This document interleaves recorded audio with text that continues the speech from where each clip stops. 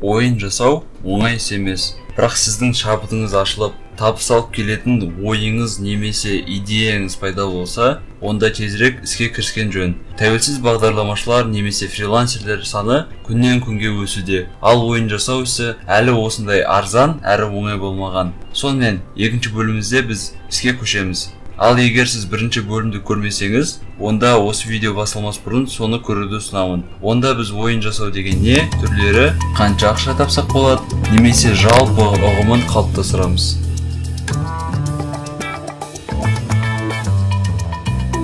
Бірінші қадам ол жанрын таңдау. Байқасаңыз, әр табысқа жеткен ойын өзімен ерекше. Онымен қоса ойындарды белгілі бір жанрға жатқызсақ болады. Жалпы жанрдың келесі түрлері бар: аркада, шутер, пазлдар, платформер, гонка немесе жарыстар, квест, бітпейтін жүгіріс, бесконечный забег немесе орысша РПГ, шутер бірінші жақтан немесе шутер от первого лица, манга, башенная защита дейді енді. Қазақша ол түрлі қамалдарды қорғау деп аталып бола ма? Бұл жалпы айтқанда стратегия. Ужастик немесе хоррор дейді. Қорқынышты ойындар, файтинг немесе түрлі төбелестер, Tekken, түрлі Mortal Kombat секілді.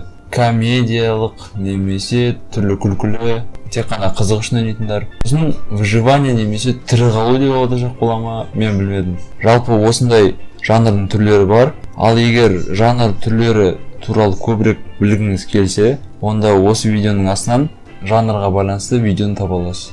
Екінші қадам ол платформаны таңдау. Платформа таңдағаннан кейін сіздің ойыныңыз соған қарай бейімделе бастайды. Себебі кейін ол ойынды клавиатура арқылы ма, әлде джойстик ба, немесе экраннан басқарып ойнайды ма деген сұрақтардың жауабын табасыз. Түсінікті. Енді қолыңызға парақ алып, болжамды ойыныңыздың сызбасын сызып көріңіз. Ойыныңызды қалай ойнайтынын елестетіп көріңіз. Келесі кезекте ойынның философиясы. Бұл дегеніміз былайша айтқанда ойынның мағынасы. Ойыншы неге ойынды ары қарай ойнау керек, немесе тоқтатпай жалғастыру керек. Мысалы, ойыншы көлік айдау керек. Егер ережені бұзбай, соқтықпай айдаса, онда оған ұпайлар беріледі. Ал ол ұпайларды жинап, құнды затқа қол жеткізе алады. Немесе қарапайым мұнда не істейді деген сұраққа көлік айдайды деген жауап болу керек.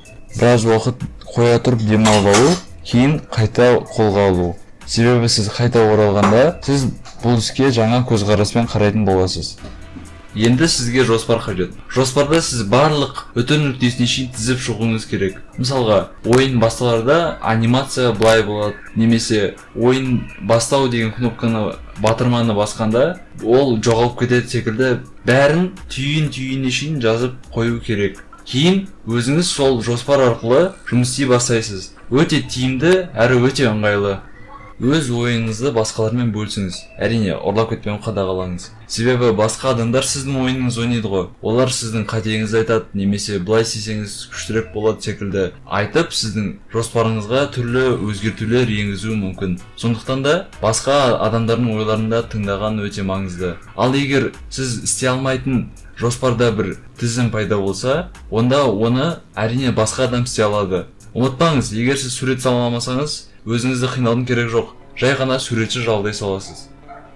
Ал енді бағдарламалау ісіне көшейік, немесе программирование. Сонымен бірінші қадам ол сізге өзіңіздің ойыныңыздың движогын таңдау. Немесе движок деген ол ойынның негізі. Сіз белгілі бір тілдерде ойыныңызды басынан бастап жаза аласыз, нөлден бастап. Немесе движокта сіз бәрі дайын тұрады, сіз жай ғана визуальный редактор секілді бәрін орнына қойып істей аласыз. Егер текстовой жалпы мәтіндік документті біз код деп алсақ, онда движоктың ішін біз визуальный редактор немесе визуалды деп аламыз. Сонымен оның түрлері өте көп. Оны өзіңіз сайттан қарап тыңдасаңыз болады.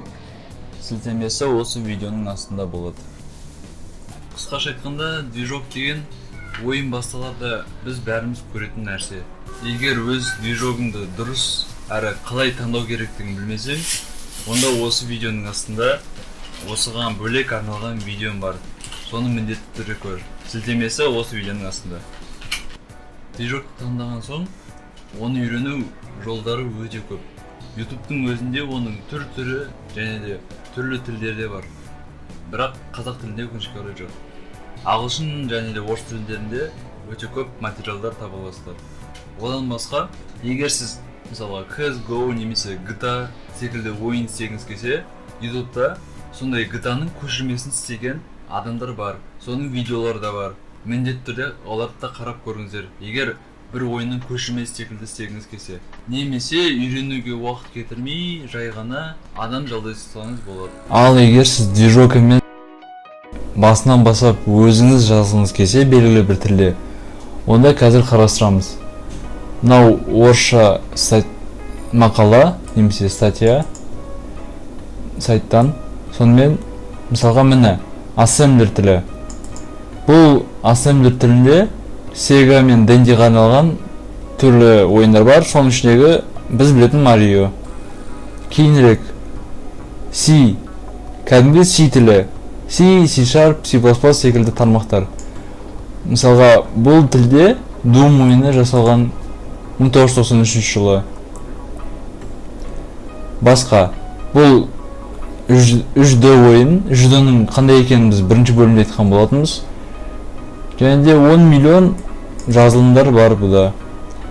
Басқа, C++ ең мықты деген құрал. Мен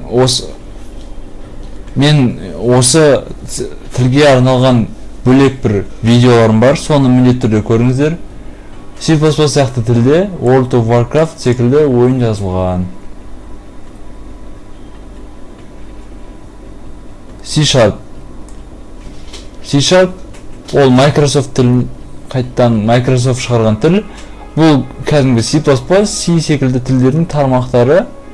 C# жалпы C++-тан кейін шыққан. Басқа C# тілінде Angry Birds ойын жасалған.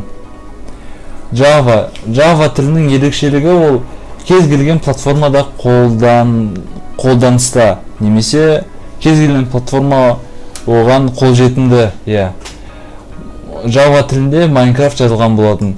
Ал Minecraft-тың альфа версиясы, альфа нұсқасы былай айтқанда әлі дайын емес, бірақ прототип 6 күнде біткен болатын. Сонымен қоса Minecraft бәріміз білетін ең танымал ойын, әлемдегі екінші орын алады. Ал оның алғашқы аты Cave Game. Егер сіз сонымен қайттан айтайын, движок таңдамай тілде сізге қиын болады, себебі сіз осының бәрін басынан жаздыңыз. Ал движок сіздің жұмысыңызды. Бірақ сіз соны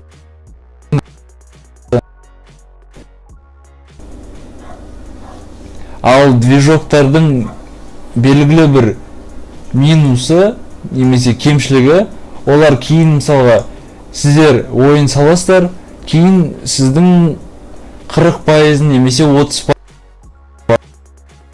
Бірақ әрине ол үшін өздерінің